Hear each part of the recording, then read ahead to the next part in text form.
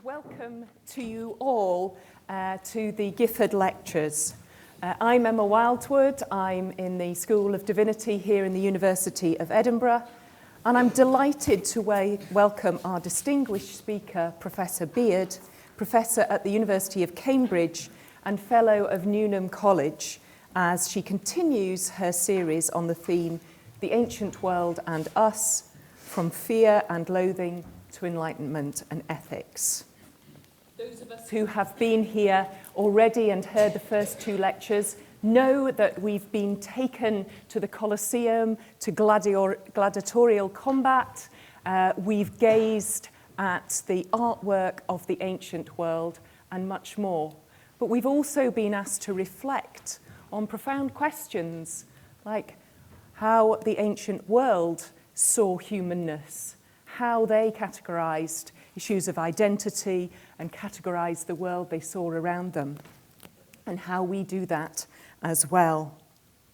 So this evening we will hear the third of Professor Beard's 6 lectures, which promises to be equally thought-provoking. It's entitled Lucretia and the Politics of Sexual Violence. And as before, the lecture and the questions this evening are being recorded, and the video will be available on the Gifford Lectures website. So now it's my great pleasure to hand over to Professor Mary Beard.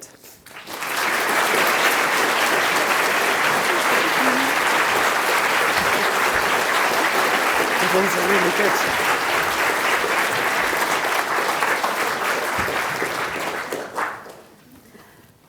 Thank you very much, everybody. It's nice to see you. Let's get the title, my title. This is the lecture that caused the adult themes notice on the Gifford Lecture website. Let me say, it was not a trigger warning, which is a term which seems to upset people outside universities terribly. It was simply intended to give due notice that the focus of this lecture, in fact, this lecture is all about various forms of rape and sexual violence in the mythical history of ancient Rome. None of what I'm going to talk about ever happened, you'll be pleased to know, but it's all the more interesting for this. Now, the bottom line here is that early Roman history, whether you like it or not, is bound up with rape. Almost all stories of the foundational moments of Rome feature violence against women as, in a sense, the immediate cause of political change. And these are moments that have become part of Western literary, musical, visual, and the intellectual repertoire of the West ever since. And it's these that I want to confront tonight, to ask how we are to make sense of them, what it tells us about the ways the Romans saw themselves, and once again, as Emma said, what it tells us about us, the way we look at these stories, how do they reflect back on us. As I said, every single example I'm going to talk about is mythical in the common sense of the term, but it doesn't make it any less culturally important simply because it didn't ever happen, really, and in fact, it probably makes it more important. Now, the most famous or infamous incident, and the one I'm going to spend most time on, is what is now generally called, by one of those casual shorthands, the Rape of Lucretia. Right? It is seen here in Botticelli's version, which you had a little brief prequel of earlier in the week. But there are many, many other artistic representations of this story, from Titian's Rape of Lucretia in Cambridge to Artemisia Gentileschi's version, or any of the many productions of Benjamin Britten's opera on the theme. There's an up-to-date version of Lucretia. It's a story, and I'll come back to this, but let me just give you a kind of the headline version.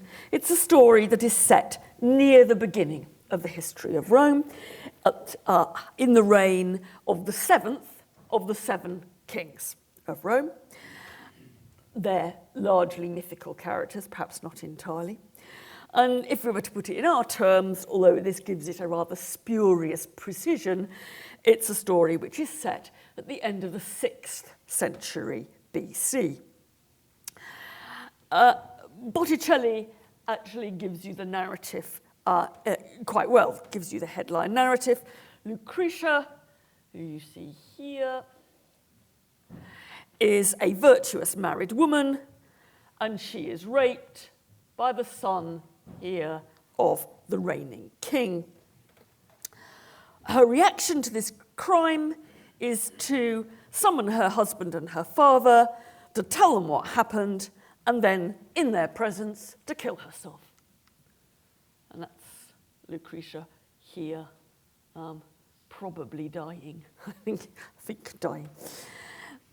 That's her reaction. Their reaction is to join forces to expel the king and his relations, to abolish the Roman monarchy, and to establish a free, quasi-democratic republic, now governed by elected officials.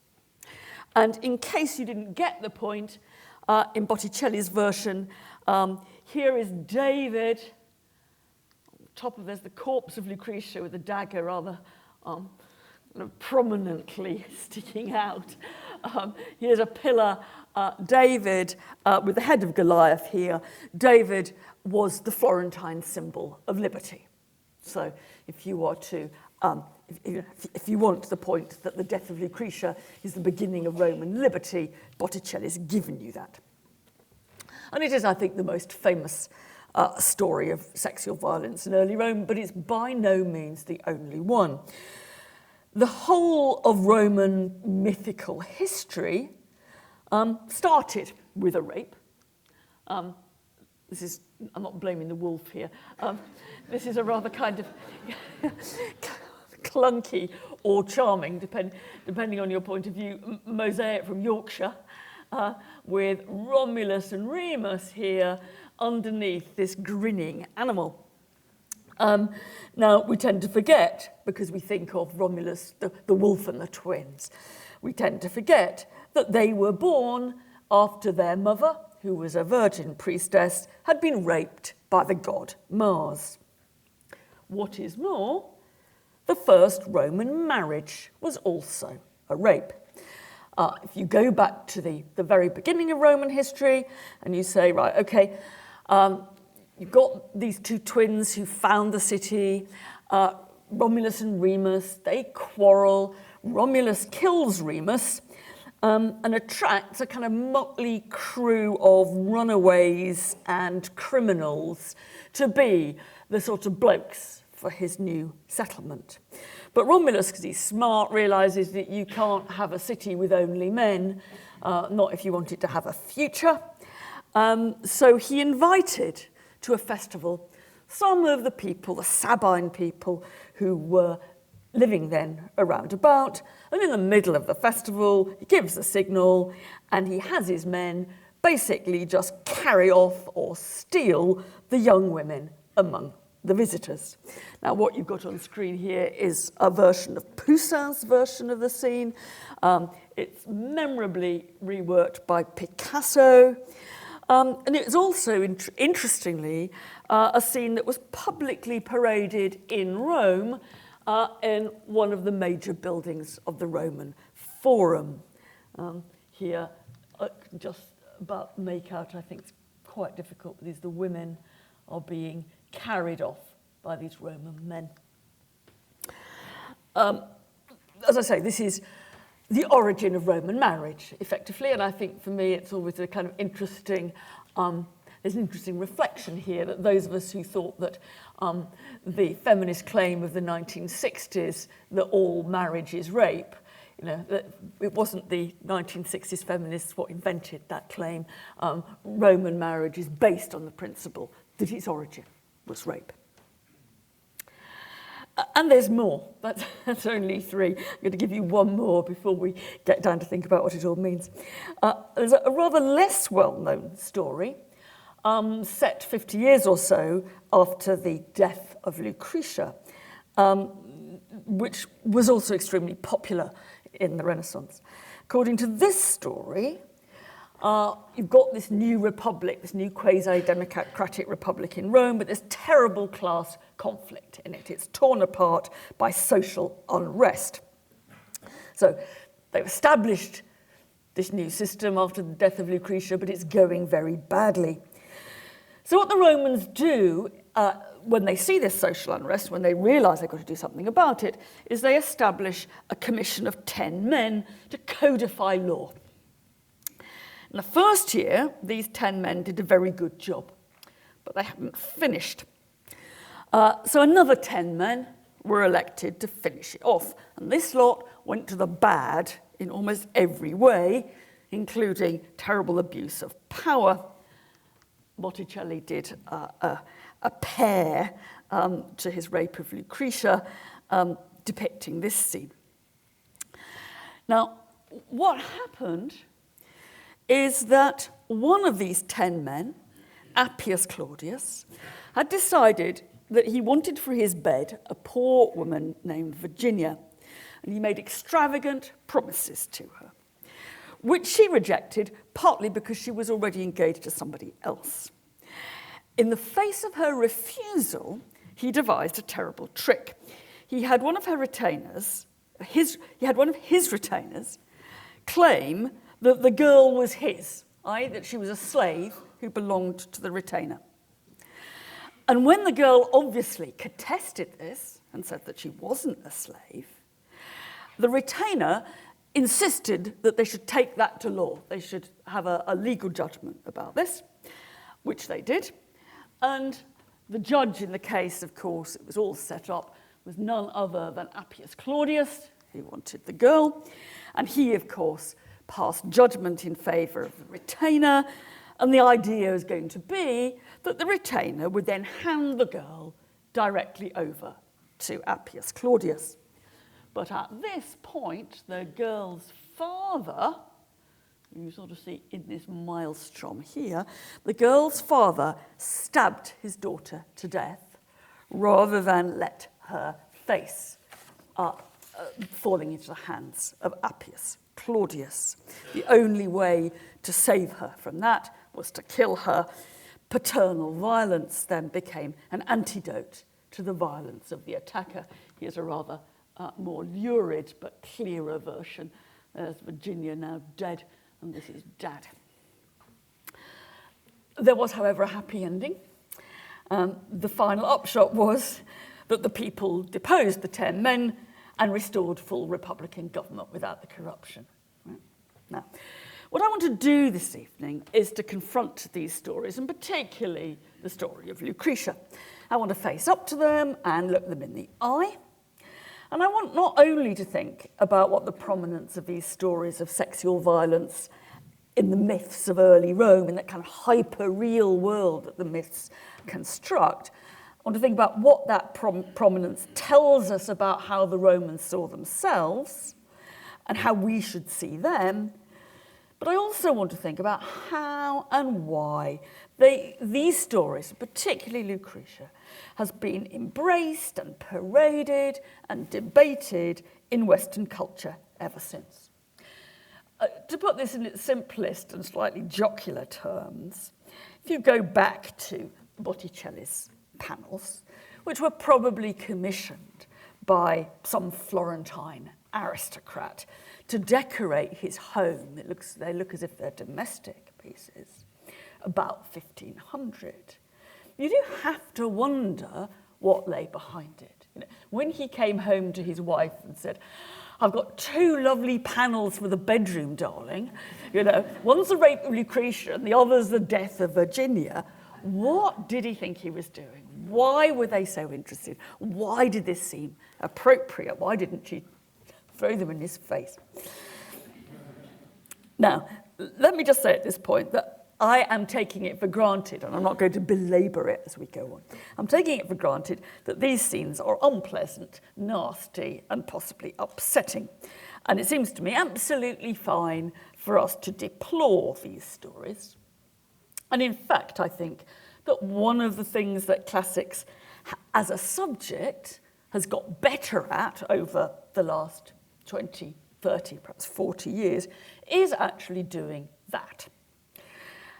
When I was a student myself, and that's 40 years ago, a bit more than, we were actually, I think, we were taught not to notice the rapes in Roman history or literature. And if we did notice them, we were taught, we were expected somehow to take them for granted, the rape of the Sabines, the rape of Lucretia, whatever, without thinking or trying to kind of poke at their implications. Or we were also, I think, taught to kind of translate these problems away. Now, it is true that the Latin word rapio doesn't necessarily mean I rape always in our terms. It can mean seize, it can mean carry off, but somehow, as I look back, all those carryings off that we talked about, so-and-so carried off, which we were expected to see in Roman literature and culture, they were actually a way of just not looking at this sexual violence. Right? We just sort of drew a kind of sanitizing, euphemistic veil over it. So I think that, it's fine to say this is awful, but I think it's more important than just deploring it. I think it's absolutely essential that we notice it and we attend to what these stories are telling us, rather than sweep them under the carpet.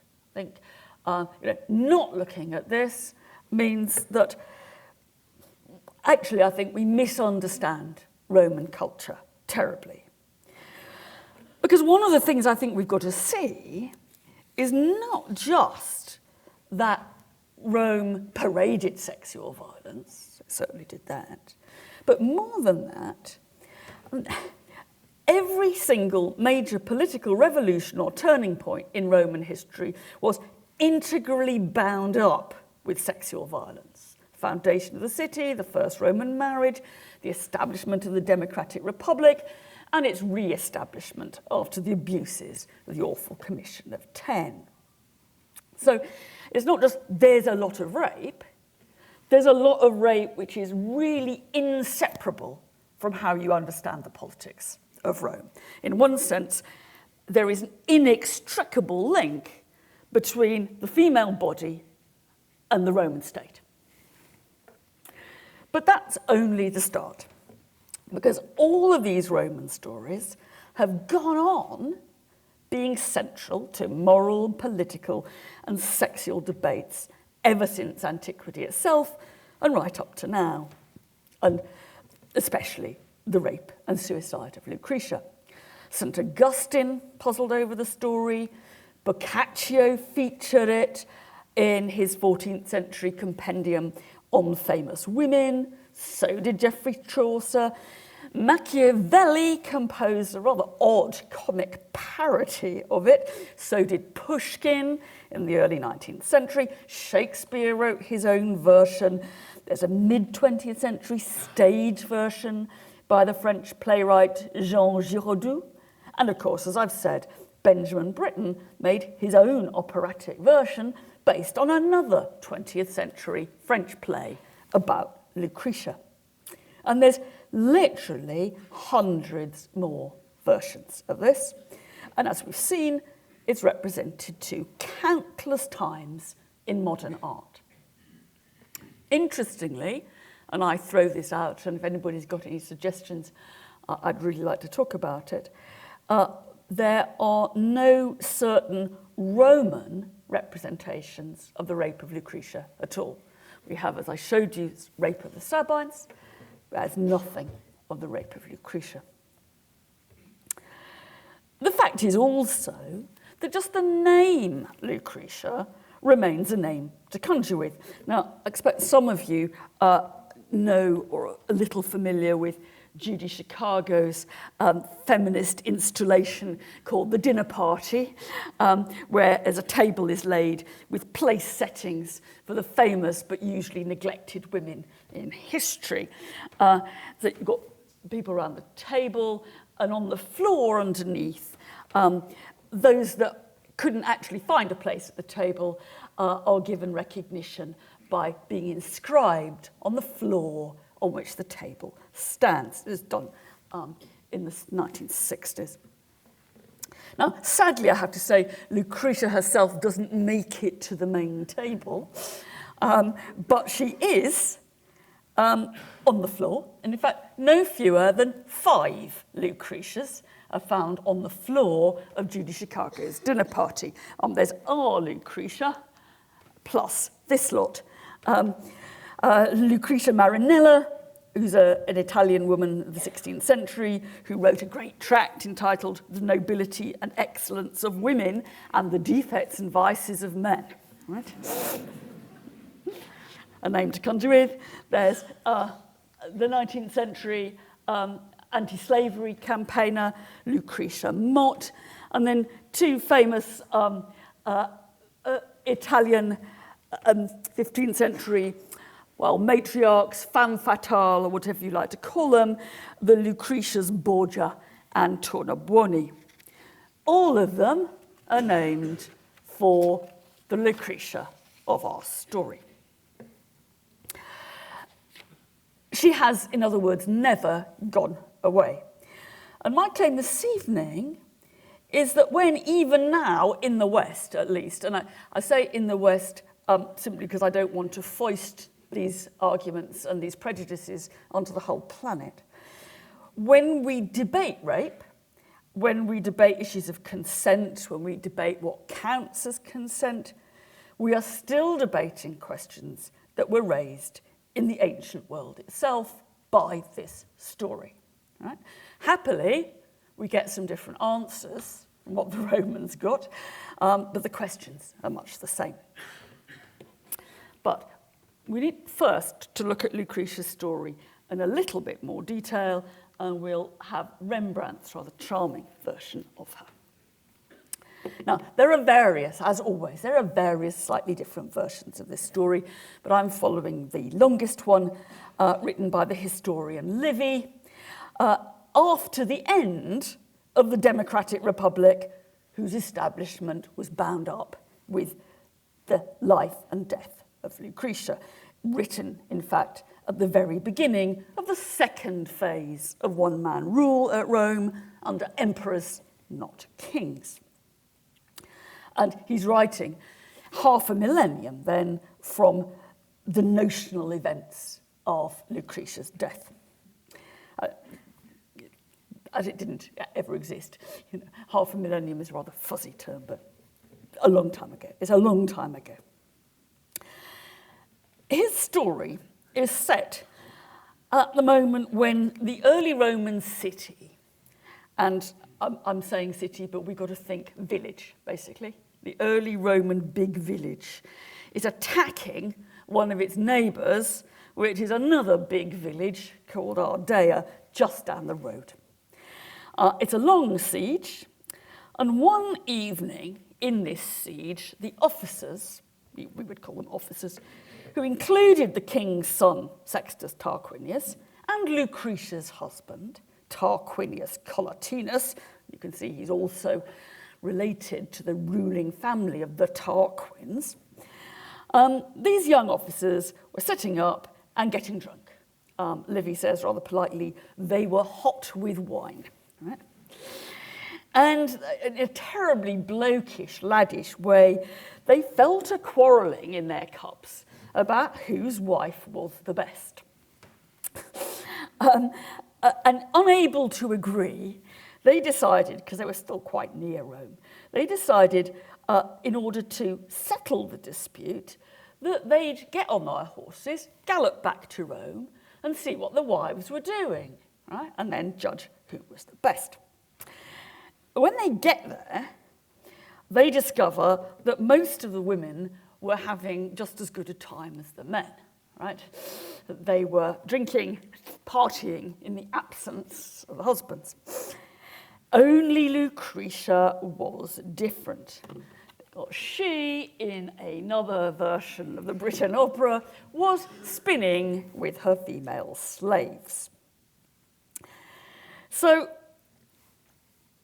Tarquinius Collatinus, Lucretia's husband, was, as Livy put it, the winning man, right? And to celebrate, he invites the other blokes in for dinner, prepared by Lucretia and the slaves. It was at that point, Livy says, that bad desire took over the king's son, right? And he conceived of a desire to take Lucretia, the winning wife, by force. What drove him was, according to Livy, the combination of her beauty and her purity. Now, you can't win.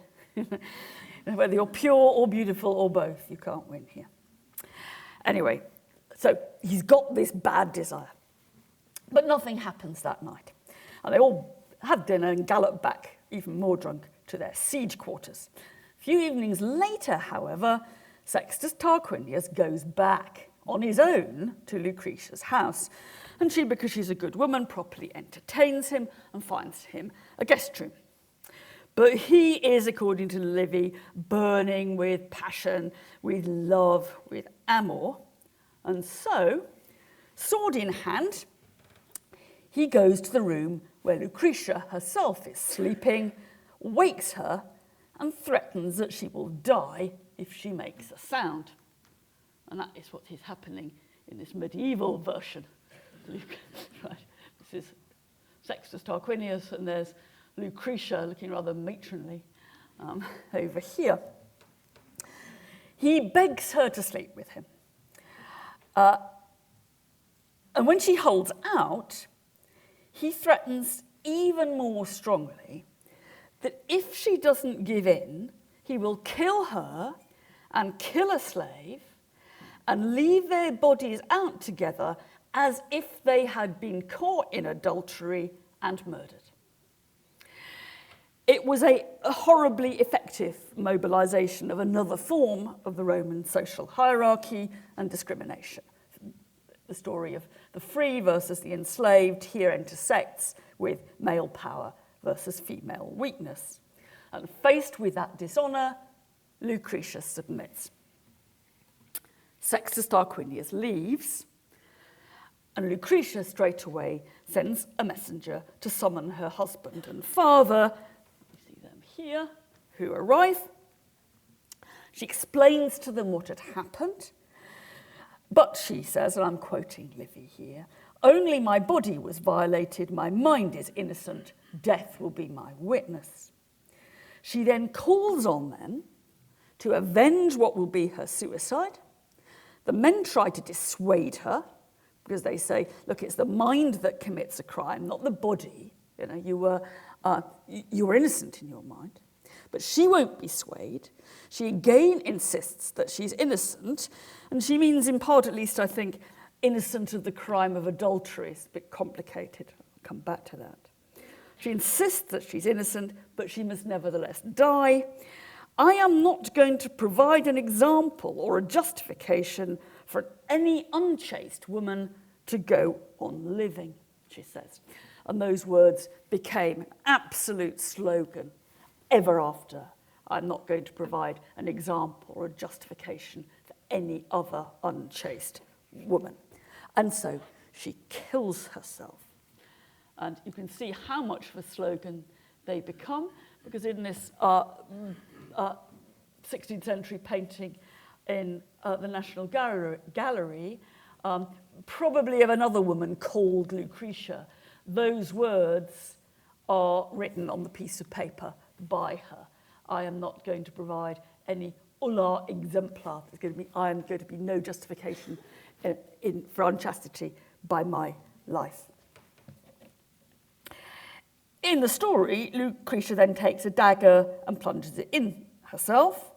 And as her husband and father get terribly upset, as they would, one of the friends who've come along too, Marcus Junius Brutus, pulls the dagger out of the body and vows to depose the monarchy, this is a happy ending, and drive the whole family of the king out of town, and that is Brutus, I think, having got the dagger and about to depose the monarchy.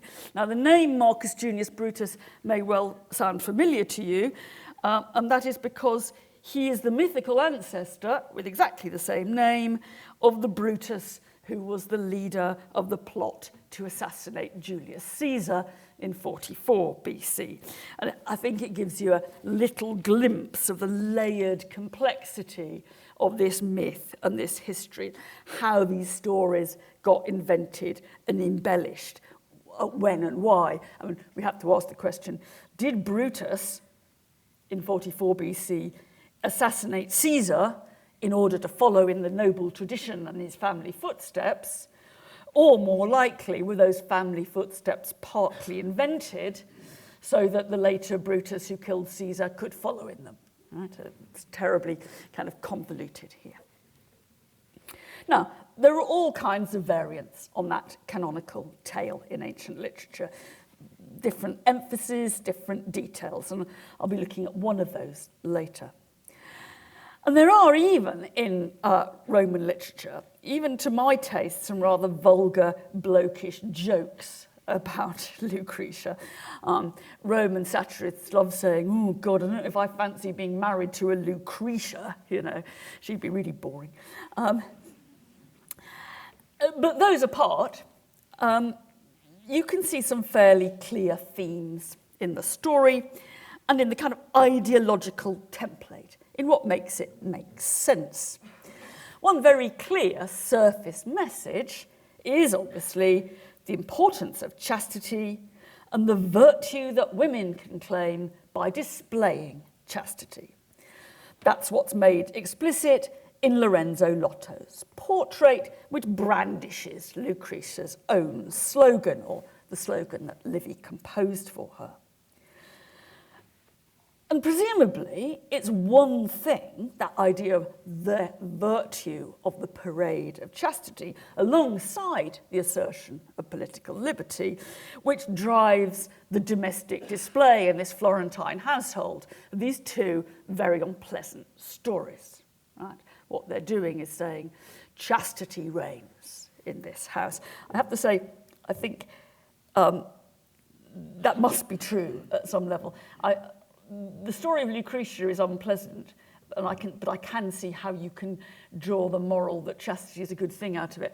I find the idea that you could ever draw any good moral out of the story of Virginia, in which dad has to kill daughter in order to stop her being taken by the nasty aristocrat, I find even more difficult to get my head around, but certainly very little comfort. I can't imagine sitting down in my bedroom with the death of Virginia in front of me, but still. So you've got chastity, but you can spot, I think, in the story as I've told it, other kind of embedded ancient stereotypes on the role of elite women, which I've slightly hinted at in the way I've told the story. One of those is the assumption that woman is a male commodity. Whatever the highlighting of Lucretia's plight, the agents in this story are the men. Now, when they are bantering about whose wife is best, how does Livy describe what's going on? Well, he describes it as a muliebre certamen. That's a woman competition. Now, that would be like saying it's a javelin competition, it's a discus competition. The women are not the agents here. They're as little the agents as the javelin is the agent in the Olympic Games, right? And it's literally, I suppose, it's a competition about women, but it's one in which the only agent are the men. And you find that in the way Livy describes Lucretia's husband. You know, he's the victor, come on, where's it? There we go. The victor maritus, he's the winning husband. So although it looks like a competition which is really about whose wife is the best, it's really a competition about whose husband, which husband is the best. So the women are part of a male game. They don't have any agency themselves. Likewise, in a way that's uncomfortably familiar to us, I think, insofar as Livy gives Lucretia any agency at all, he does end up hinting that some of the blame here attaches to her, not only to the rapist. The fact is that Livy is ambivalent. He refers to the bad desire, the mala libido, that takes hold of Tarquinius. But it's the woman who prompts it. It is her beauty or her purity that is responsible for inflaming this bad desire. Now, it's even his love for her, which she has prompted by her beauty, that drives him on. Now, I don't need to give you the modern parallels for that, which you can find in any British courtroom most weeks, I suspect. But you can see how our own exculpatory cliches about she was wearing too short a skirt, or she was showing too much whatever, are already there in this story about who caused the rape of Lucretia. To some extent, she caused it, because she was too beautiful. It is, however, more complicated than this. And I've said that we have literally thousands of representations of this story. Now, as a basic rule of thumb, stories do not get repeated time and time again. Paintings don't get painted and repainted if they are telling us something we know already. This insistence on the stories being told again and again with subtly different emphases is a sure sign that these stories and the story of Lucretia is a very difficult one. They're raising questions that can't easily be solved. Now, I might compare here images of the crucifixion of Jesus Christ. Now, images of the crucifixion do not flood the Christian world simply because they're the kind of brand logo for Christianity. They flood the Christian world because they direct us, these images of the crucifixion, to some of the most difficult questions of the articles of faith that Christianity depends on. What happened on the cross? In what sense did Jesus die or not die? How do we understand the status of Jesus as God or man? And so on. So if you find themes and subjects which get this kind of overwhelmingly repetitive treatment, you can be pretty certain that it's actually focusing on a subject that means something very difficult to the people who are producing it. And in the case of Lucretia, let's have Artemisia. In the case of Lucretia, if you scratch the surface of this story beyond what I've said, you find many more awkward questions that continue to be debated around her. Ones which tend to force into the background the resonances, the political resonances about the foundation of the democratic republic that are so clear in Livy and in Botticelli, force those into the background rather by foregrounding the sexual politics of the story.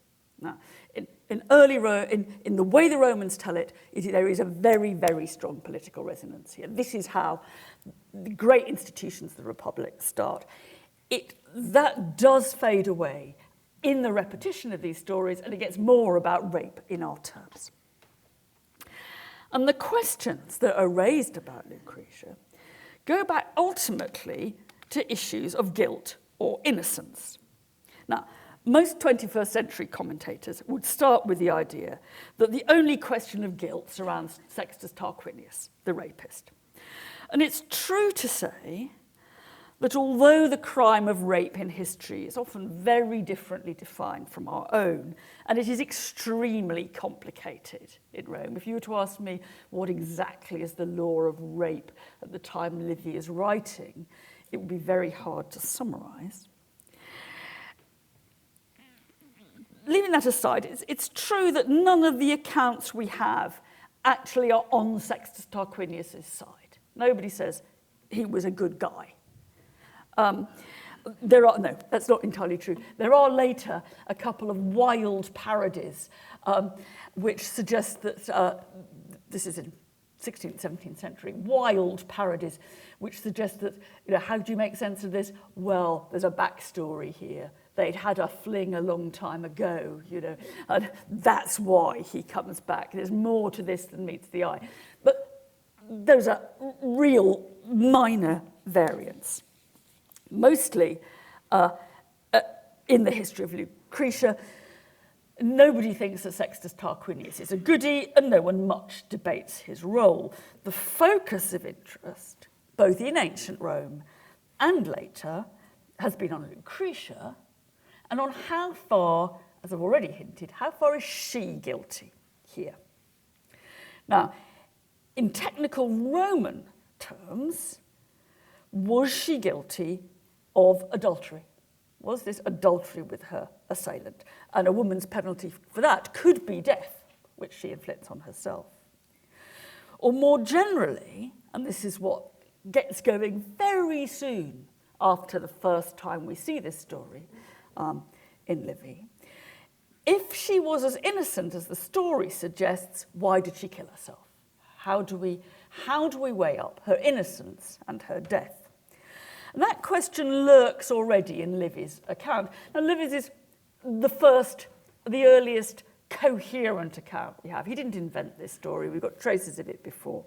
But it is the earliest coherent and still one of the longest accounts we have. And the question of if she's innocent, why does she kill herself, is lurking in Livy. You can see it when her male relatives tell her that she's innocent. Right? It's the mind that commits a crime, not the body. And of course, she too vaunts her innocence, but says she's going to kill herself anyway. 400 years after Livy, however, St. Augustine homes in on this question when he examines Lucretia's guilt or innocence in the context of some notorious recent examples of sexual violence. And he reaches an impossible conundrum. If she was entirely innocent, why did she commit self-murder, which is a crime that he judges much more harshly than we would? Or to put it another way, as he said, if she was actually guilty of adultery, how on earth has she been so honoured as a symbol of chastity? Now, a 21st century reading is likely to think that Lucretia's suicide was connected to her distress, her trauma, her shock. But that has not been the view of most of the historical commenters on this scene. And nor is it entirely the case even now. Now, I don't want to blame Augustine in any crude way, because actually Augustine was trying partly to defend some rape victims who hadn't followed Lucretia's example and hadn't killed themselves. So partly he's driven to let off some nuns who had been raped and had not taken this account. So he wants to unpick Lucretia in order to let his nuns off the hook. But since Augustine got at the story, there's been a terribly strong counter-narrative going right through history, right up to now, actually, which has actually questioned the innocence of Lucretia, with closer overlaps than we might like to think about with our own debates on sexual violence, on consent, and the right to hear a woman's voice. Now, I don't mean to suggest that the heroisation of Lucretia as a symbol of sexual virtue has ever stopped or ever been entirely effaced by a different story. But a different story there certainly is. And the basic logic, as I've hinted, goes, if she killed herself, she must have been guilty of something. Wonderful moment to have it. If she killed herself, she must have been guilty of something. What was it? Now, one predictable manoeuvre has been to argue that Lucretia did in fact consent. Sure, Sextus Tarquinius had a knife, but no force was ever used on Lucretia's body, merely persuasion.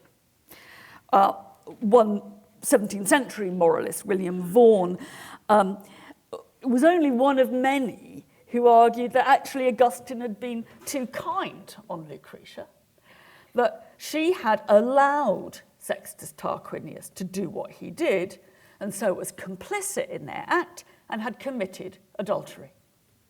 Now, again, I don't need to point out the parallels there with some modern judgments in our own culture of sexual violence, in which it is only if the victim can point to physical injury and signs of a struggle that she can prove that she didn't consent.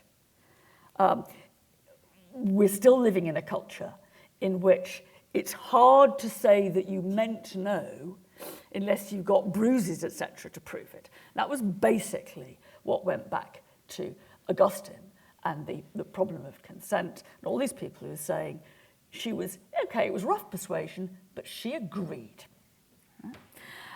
It is when a woman says no, she means yes kind of argument. Lucretia sort of said no, they said, but she meant yes. A more edgy, and to me even less palatable tactic, is a variant on this argument of consent. That is to say, some very loud male voices indeed, particularly from the Renaissance on, claimed that Lucretia had taken pleasure in her sexual encounter with Sextus Tarquinius. And that is why she, and she alone, knew she had to die. She'd enjoyed it. One of a whole series of literary debates on the Lucretia problem, putting the pros and cons on each side, is by one Florentine, Coluccio Salutati, writing around 1400. And although Salutati leaves the verdict ultimately open, he has Lucretia, in his kind of reconstruction of this, say that when she recalls what happened, she is assailed by the enticements of her disobedient members and by the traces of their marital flame, even with Sextus Tarquinius, and she refers in very eroticized terms to the memory of the man's hands on her body, almost as if they mimicked the penetration of the body with the dagger that she herself wielded. And one 17th century writer in English rather snappily put it, though slightly chillingly, she might have been chaste before the rape and she might have been chaste after, but she wasn't chaste during the act itself. All right? Now, believe it or not, that issue of whether she enjoyed it continues to be debated, even now, within the academic high ground of art history, and especially in relation to Titian's famous painting of the scene. I should point out, partly, it's next to invisible, but I'm going to point it out anyway, in reference to the theme of my last lecture. Here we have the slave, right? And Titian, like Botticelli before, has actually, as I said in the questions last time, has racialized, has made the slave a black slave, when there would be no possible implication that that was what was the case in the story. Now, in the 1980s, there were fierce arguments over the interpretation of this painting. One radical art historian, male, read the counter-narrative here, suggesting that Titian was showing in this painting a willing victim. It's in a luxuriously sexualized setting, he said, and he said that he thought he could detect, not sure I can, the trace of a smile on Lucretia's face. Right? Blimey, right? In answer, one equally radical female critic expressed amazement that the male critic could possibly see in this anything other than the unambiguous exhibition of force and defenselessness, of intimidation and fear, of violation of the women's privacy, integrity, selfhood, and will.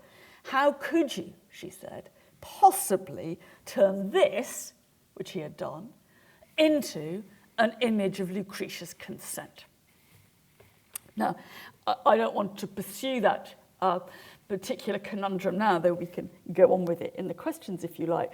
What I want to underline is the longevity of these debates. Here we've got two modern art historians engaging with St. Augustine's problems with the early Roman myth of Lucretia as portrayed by a 16th century Venetian artist, and we're still talking about it. Or we still can't agree. Now, a different version of Lucretia has focused on a different fault. Everybody is always anxious to find fault with Lucretia. And I'm going to get rid of Titian, actually. Get to put Botticelli back. Another criticism of Lucretia has been that she's been too concerned with her own reputation. Right? Augustine's main answer to the question of why she chose to kill herself was because public shame might have been more important to her than true chastity. Now, Livy had already almost hinted that in writing about Lucretia's fear of dishonour that would fall on her. But these later writers began to push that further and to make her the victim of vanity, the vanity of her own reputation. She killed herself because she was vain. Some went even further to suggest that the bottom line here was pride, that it wasn't guilt or innocence that was at stake with Lucretia, it was pride. And that was even worse. An English 16th century critic said bluntly, God more abhors pride than the whoredom of any whore. And that's what was going on here. In other words, it was a kind of, Lucretia was making a histrionic display of sort of celebrity virtue. Now, it's often said that this line of argument about Lucretia is more than anything else a Christian one. It belonged to a culture of the conscience, not to the world of shame that the Romans were more interested in. It's Christian guilt here, not shame. And up to a point, that's no doubt right, but not entirely. And I want to take you back one last time to the ancient world itself, to a poet writing just a few years after Livy, and to a line of rather clever Latin, which you're going to enjoy even if you don't know a word of Latin. I promise. Well, I'll try. The poet is Ovid, one of the cleverest, trickiest, and funniest writers to survive from ancient Rome. He was a controversial figure in antiquity and was eventually exiled by the Emperor Augustus. We don't quite know why, but bad behaviour had something to do with it. And he's a controversial figure now because Ovid wrote a lot about sex, violence, and erotics. And those who study him still don't agree whether he generally takes a highly gendered pleasure in describing what we would call male mistreatment of women, or whether he's pointing up and exposing the gendered faults of his own culture. So is he enjoying being a sexist, or is he showing us that we're sexists, right? Now, one clear case of this is in his description of the rape of the Sabine women. You remember that I said, in order to get wives and mothers for the early city, Romulus resorted to stealing, raping, abducting, running off with the young women he'd had invited to the festival with their parents. Now, in his description of this, Livy goes to great lengths to de-eroticize the scene of the rape of the Sabines. He stresses, for example, rather bizarrely, that the young Romans didn't choose the women they took. There was no kind of targeted desire, like I fancy you, but I don't fancy you. They just took anybody they bumped into at random, right? As if someone lets them off the hook, amazing. I didn't fancy her, so it was all right. Is the Livy line. Ovid conjures up the same moment, but his young men, in his description of the rape of the Sabines, are blokes on the sexual make. They pick the ones they fancy and they chat them up. And part of their pickup routine is to say to these frightened, crying, traumatized young women, oh, you do look lovely, absolutely gorgeous when you're upset, right? Now, you can easily see where modern disagreements lie here. Has Ovid just turned this into another excuse for some appallingly sexist boy meets girl narrative with a bit of kind of rough stuff on the side, making the violence a kind of part of the pickup line?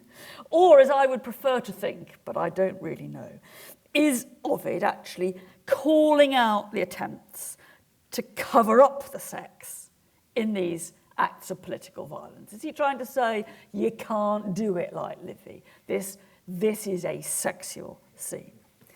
Is he simultaneously revealing and parodying the brutality of Roman male behaviour, even when it's been reprocessed into patriotism, right? We don't know. But Ovid also has a go at telling the story of the rape of Lucretia, and I want to pick out just one line. It comes at the moment when Sextus Tarquinius has made the threat that he will dishonour Lucretia by killing her together with the slave. This is what Ovid then comments. I've got a translation up here. There's the... I could get this. There we are. Succubuit famai victa puella metu. Here's one translation. I'll explain how we get it. The girl gave in, overcome by fear of bad reputation. Now, as often with Ovid, or Latin poetry in general, there's more than one way to translate any individual line, partly because the sense of the Latin doesn't depend on the order of the words as it does largely in English. And as I say, the straightforward way to translate this is to say, the girl, the Puella, conquered, victa metu, conquered by fear of fama, of reputation, but it can mean bad reputation, gave in, succubuit. The girl, conquered by fear of a bad reputation, acceded. Now, interestingly, Puella is the Latin word, standard Latin word for girlfriend or mistress. So we're already being asked to wonder how far this is seduction, not quite the rape that it seems. But there's also an even stronger sense that in Livy, even stronger sense than you get a hint of in Livy, that Lucretia's main concern is her reputation. But you can take it even in a nastier way than that. Remember that the order of the words is not giving the sense here. And remember that in Latin, fama, you got up here, fear of fama, can mean reputation, whether it's good or bad, or celebrity in our sense. If you want to have fun with Ovid here and see how some of the most extreme interpretations that you find in Renaissance and later literature were already prefigured here, you can also translate it like this. The girl, overcome by fear, surrendered to celebrity, succubuit famai. That is an equally legitimate translation, which is not so very far from the modern newspaper accounts that we read about how the victims did it for the fame and the money and the celebrity. We hope that Ovid is writing with irony, but we can't really be sure. But it is one of those absolutely classic lines where you put, was she conquered by fear of fame, or did she give in to celebrity? And Ovid is making us think. The big point I want to make is that the story of Lucretia and its long history of replication has been part of how, for centuries, readers and viewers, for better or worse, have thought about sexual violence. To put it another way, many of the standard templates that we have for defining sexual violence, for excusing it, for giving alibis to it, for challenging women's accounts and motivations, are rooted in classical antiquity and in all the debates that classical antiquity has sparked in the literature and painting of the millennia that followed. We can't, in other words, get rid of Lucretia from the world, and if we were to, we wouldn't understand why so many arguments on this topic are like they are, or why we talk, as we do, about consent, temptation, celebrity, and all the rest. Now, I'm not saying here that we are the passive inheritors of this ideology. Of course, we're not. And they weren't all invented around the figure of Lucretia. But we are still using the building blocks of these arguments, the ones that come out very clearly from the story of Lucretia, as a way of thinking about and talking about sexual violence. We're still debating the Lucretia problem. Now, it should be the Sexist Tarquinius problem, but we call it the Lucretia problem. And that, obviously, and this is where I'm going to finish, should prompt us to think about how we might challenge some of the ways. How might we get out of thinking about rape and sexual violence in a way that Lucretia has set out for us? Now, I'm not going to, as last time, I'm going to raise a big problem, but only very briefly. I want to just point out, to finish, a couple of the forms in which thinking differently about this might take. So far, I've used this painting by 17th century Artemisia Gentileschi without much comment, as if it was Lucretia. What I haven't mentioned was that Artemisia Gentileschi herself was raped. It's a well-known incident because she herself very rarely took part in the prosecution of the rapist and was tortured to give truthful evidence in the process. And she repeatedly returned to the subject, unsurprisingly, of Lucretia.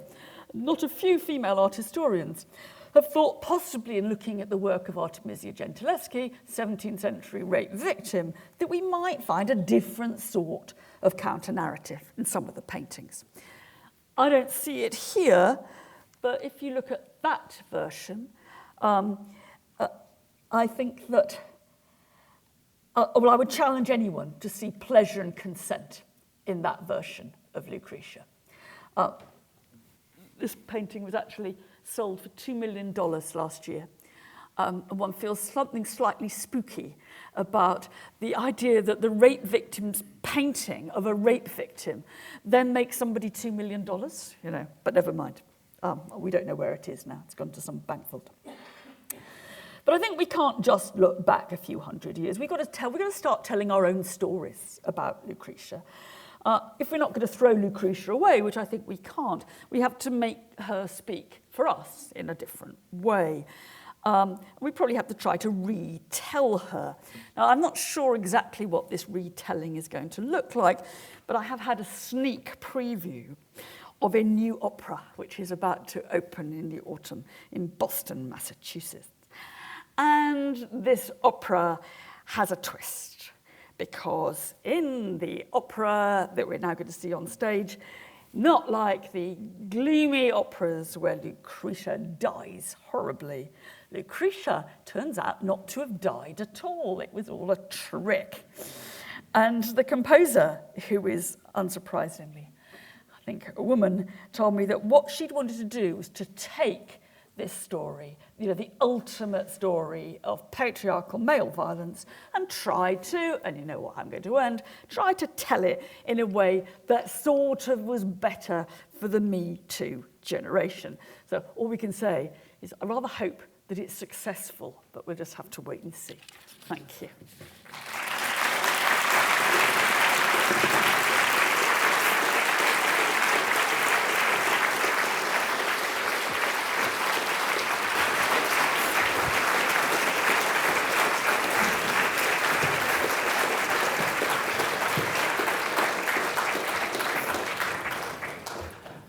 Well, thank you very much once again for a very stimulating lecture. This is the moment where there's a stampede out the door for those who need to leave. I'm just going to go through a few notices as you do that, because we want to spend as much time as we can on questions. So just for those who haven't heard this before, we're holding an online discussion throughout the fortnight of the series on our Gifford Lectures blog, led by Andrew Johnston of New College. Do look at the website to contribute. We're also back here a week beginning Monday, the 27th of May, for the fourth lecture in the series at 5:30, entitled Us and Them. And you're also all warmly invited to attend the Gifford Seminar, which is co-hosted by the Royal Society of Edinburgh and the University of Edinburgh, which is going to be on Wednesday, the 29th of May, from 2:30 to 3:45. It's in the G03 Lecture Theatre, 1550 George Square. If you want to join that, please check out for tickets. They are limited. So now, if there's no further disruption, we shall take a few questions in the few minutes that we have left. So if I could have hands, there's one at the front there, one further back, and there's one right at the back there. There's a lady just there. Just there. Just yes. Well, thank you. It's just a very swift etymological question, really. It's only just occurred to me, after decades of reading Latin, that farmer is, cognate with fermi. And it just means being talked about, doesn't it? Yeah. It doesn't actually mean anything other than... No, it is the basic same root as ferme. And so it sometimes is good reputation. You can be talked about well, you can be talked about badly, you can just be talked about. Yes. So it's bad reputation, good reputation, or reputation. Just anything that stirs gossip.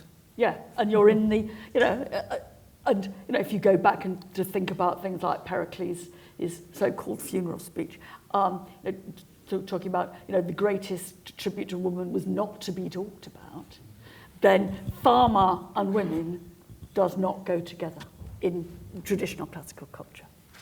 Great. So that's a good point. I think there's a question right up at the back there. Thank you. And staying on the Ovid line, you said that the first translation is more generally accepted. I wonder, are there sort of Roman commentators or medieval scholiasts that give that interpretation? Do you know where I picked it from? Tony Boyle translated it from Ovid's Fasti. He translated it in the second way that I've translated it. And I was just reading through his translation, sort of out of interest, really. And it just brought me up short, because that's not how it is usually translated. Now, the problem about Ovid's jokes and Ovid's exploitation of the way Latin word order doesn't constrain you. The problem for a translator is you have to, in English, you've got to opt for one or the other. So I don't see, or I've not thought of, a way in English which could reflect that ambiguity. But I was taught that if you hadn't seen a joke in any line of Ovid that you were reading, you hadn't read him carefully enough. And I think it might not be wholly true, but it's a good message. And there, I have no doubt that he's playing with one's assumptions about Pharma and Lucretia, and enabling you to push it harder. But that's why it's so difficult to translate. And and when you do see it translated kind of authoritatively in my second way, it does. It jolts you actually. But you haven't got the. You can all go away, and you can put on. If you can think of a way of translating that Ovid in a way that keeps the ambiguity in English, put it on the Gifford blog site, and we'll all congratulate you. Well, there's a challenge for this evening. Yeah, there'll be about 20 by the time. I see 2 questions just here. So, okay, there, and there's another one right across the room. On you go. Yes, that was fascinating, and I was very intrigued by what you said about the link between the female body and the Roman state. Could you expand that? I think that with difficulty. I mean, you can see that is in some level what's going on. Because it's not that we just buy, as I said, it's not just, oh my goodness me, stories of disruption, woman gets raped and big political change. In some way, it's I think it's perhaps, you quoted me correctly, but I should have said, I think, that politics was absolutely structured and integrally linked to the idea of violence against the female body. And I think I'd say that is about as extreme a patriarchal culture as you can get. You cannot think further into patriarchy than a culture which says, not that our democratic republic, say, is linked to a woman's body, is linked to violence against a woman's body. That politics is actually kind of built on the abuse of women. Not just on women, it's built on the abuse of women. Now, in some ways, once I've said that, I'm not quite sure where to go next, right? I think it stares out at you, and it also stares out of the way we, when I was an undergraduate, we were never taught to think about that. And even now, I think these phrases we have, picture titles, as if they had kind of little hyphens between the rape of the Sabines, the rape of Lucretia, just takes that awareness away from you. But I think that Roman politics, in the way it's mythically presented, is saying that the state depends on violence against women. I find that quite chilling. We all do. Let's take another question quickly. Thank you so much for your lecture. I found it fascinating, and I really enjoyed the references to the current discussion as well. And I wonder, you talked a lot about male thinkers and male responses. What about women? Could you comment a bit on that, please? There's very little, and that's, of course, the problem. I suppose I should look up that lovely. I've held online, as it were, in the way that you can hold things on. Lucretiamarinella's book about the vices of men. I ought to look what she says about Lucretia, but it's why everybody goes to Artemisia Gentileschi, because there is one place where we have. It's not just that she was raped, but she's a woman, and otherwise it's a story which is told entirely. But I think that as I flip through, Pushkin, Machiavelli, all the boys, they're all in there, and all the clever ones who say, oh, do you know, there was a backstory here, to that. He wasn't quite so bad. They were trying to make it up. It is a male story. Now, the truth is that most of classical literature is a male story, and perhaps we have to wait. Well, my composer of the opera is a woman, but what's interesting is that we have in the last 10 years had quite a lot of modern female attempts to kind of recoup some of these stories, like the stories of the Trojan War, or the Odyssey, Circe by Madeline Miller, or Pat Barker, The Silence of the Girls, or Margaret Atwood's Penelopead. They haven't got to work yet on Roman myth, and maybe they should. We'll take one final question. Oh, thank you very much. My question's it starts off with Augustine, who first introduced me to this story. That's interesting. Because I'm a Johnny-come-lately with Augustine. I was always struck by his preoccupation is maybe a bit harsh, but over the question of her enjoyment. Yes. Right. That this was the crucial factor in adjudicating her guilt or innocence. Because that seems to be a step after consent withheld or consent given in our modern frameworks, right? And I think the question of enjoyment is problematic for any sexual violence against either a woman, and even more so sexual violence against men, right? It becomes even more complicated. Yeah.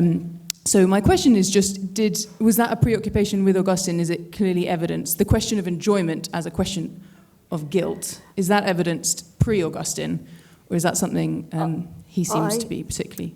I think not.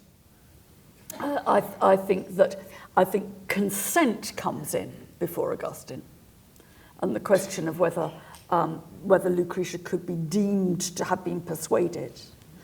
But I don't think that before Augustine you get enjoyment. Where one would look for that is in the rather nasty laddish jokes in Roman satire, which perhaps I ought to go and look at again, about, do you fancy being married to a Lucretia? Now, maybe if one looked at them harder, you would find that element, but I don't recall it. And it does seem to me, and you're right to say that consent is one thing. By the time you get to enjoyment, we're not just in a sort of, a fusty old English judge who says, if you're not bashed up, you've said yes. We've got to the nastier side of rape fantasies, or the accusation of rape fantasies. And so that does become a big turning point, I think, if it's true. This is one of these kind of terrible confessions that you shouldn't make it, but I will. I mean, an academic confession. It was only quite recently that I went and looked at the passage as a whole. I wanted to see the context of the argument, and until recently, I just dumped on Augustine, and as if oh my goodness me, here you've got this awful, Christian ideologue, and he comes along, and this is what he does with the story of Lucretia. That's wrong, because actually he's got what Augustine is trying to argue is actually something which is a quite good argument. It's just quite how he decides to frame that argument that's difficult. So I think when I've talked about this to my students before, I slightly feel rather guilty that I've been so nasty about Augustine. But I do think you're right that what one should focus on is the way he claims that she enjoyed it. That seems to be the next bridge, from which there's been no going back. Thank you very much. There we're going to have to leave the questions, but there will be another opportunity to listen to Professor Beard and to ask her questions on Monday the 27th of May. And maybe can we thank you once again for a very stimulating lecture.